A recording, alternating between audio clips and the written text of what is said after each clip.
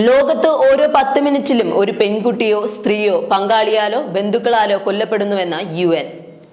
സ്ത്രീകൾക്കെതിരായ ആക്രമണങ്ങൾ ഇല്ലാതാക്കുന്നതിനുള്ള അന്താരാഷ്ട്ര ദിനത്തിന്റെ ഭാഗമായാണ് drugs and crime UN women വിഭാഗങ്ങൾ ചേർന്ന് റിപ്പോർട്ട് പുറത്തുവിട്ടത്. കഴിഞ്ഞ വർഷം ഓരോ ദിവസവും ശരാശരി 137 പെൺഹത്യകളാണ് ഉണ്ടായതെന്ന് റിപ്പോർട്ടിൽ പറയുന്നു. 83,000 സ്ത്രീകളും കുട്ടികളുമാണ് കൊല്ലപ്പെട്ടത്.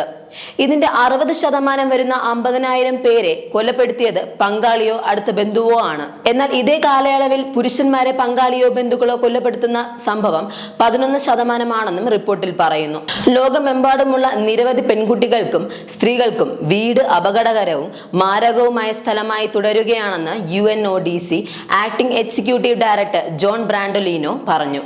പെൺഹത്യകൾ തടയുന്നതിനുള്ള മാർഗങ്ങൾ വിപുലമാക്കുന്നതിനൊപ്പം ഇത്തരം കൊലപാതകങ്ങൾക്കെതിരായ നിയമ നടപടികൾ ശക്തമാക്കണമെന്നും റിപ്പോർട്ട് പുറത്തുവിട്ടുകൊണ്ട് അദ്ദേഹം പറഞ്ഞു. ഓൺലൈൻ വഴിയുള്ള സ്ത്രീകൾക്കെതിരായ അതിക്രമങ്ങൾ വർദ്ധിക്കുകയാണെന്നും UN women's policy division director Sara Hendricks പറഞ്ഞു.